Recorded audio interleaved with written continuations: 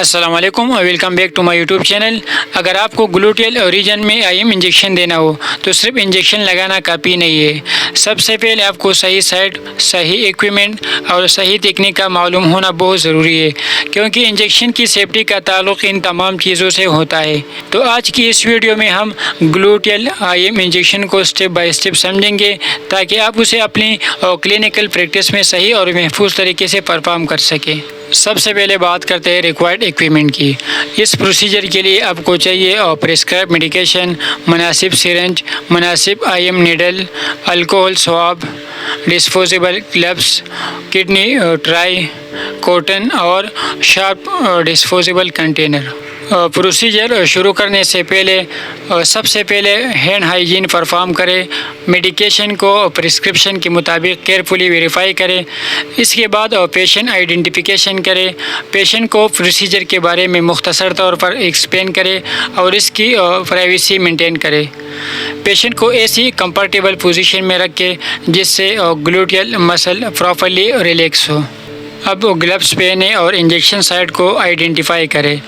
گلوٹیل region میں وینٹرو گلوٹیل site کو عام طور پر پریفر سائٹ سمجھا جاتا ہے، جبکہ ڈورسو گلوٹیل سائٹ میں سائٹک نرو انجری کا رسک زیادہ ہو سکتا ہے۔ وینٹرو گلوٹیل سائٹ لوکیٹ کرنے کے لیے اپنے ہینڈ پام کو پیشنٹ کی گریٹر ٹروکینٹر پر رکھیں۔ انڈیکس فنگر کو انٹیریئر سپیریئر ایلیاک اسپائن کی طرف پوائنٹ کریں اور مڈل فنگر کو ایلیاک کریس کی طرف اسپریڈ کریں۔ اسی طرح وی شیپ بنتی ہے، وہی سیف انجیکشن سائٹ ہے۔ سائٹ آئیڈینٹیفائی کرنے کے بعد اسکن کو اینٹاسیپٹک سواب سے کلین کریں اور اسے ڈرائی ہونے دیں۔ اب سرنج کو مناسب طریقے سے ہولڈ کریں اور نیڈل کو مسل میں 90 ڈگری اینگل پر انسرٹ کریں۔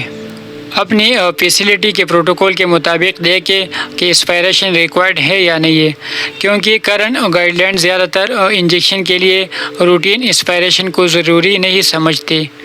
اس کے بعد میڈیکیشن کو کنٹرول طریقے سے ایڈمنسٹر کریں اور ہمیشہ میڈیکیشن اسپیسیفک انسٹرکشن اور اپنی کلینکلی فیسلٹی کے پروٹوکول کو فالو کریں۔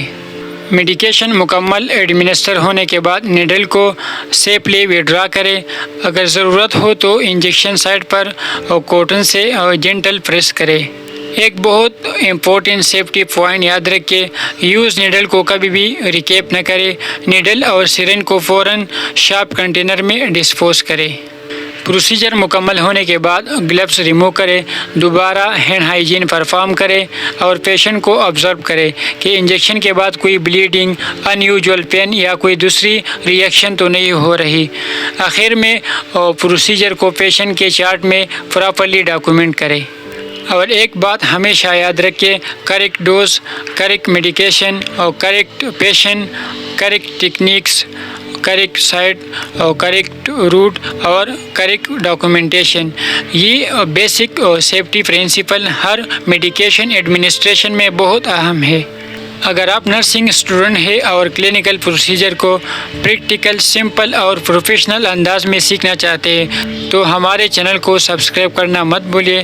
ملتے ہیں اگلی ویڈیو میں ایک اور انفارمیٹیو ویڈیو کے ساتھ، تب تک مجھے اجازت دے۔ اللہ حافظ۔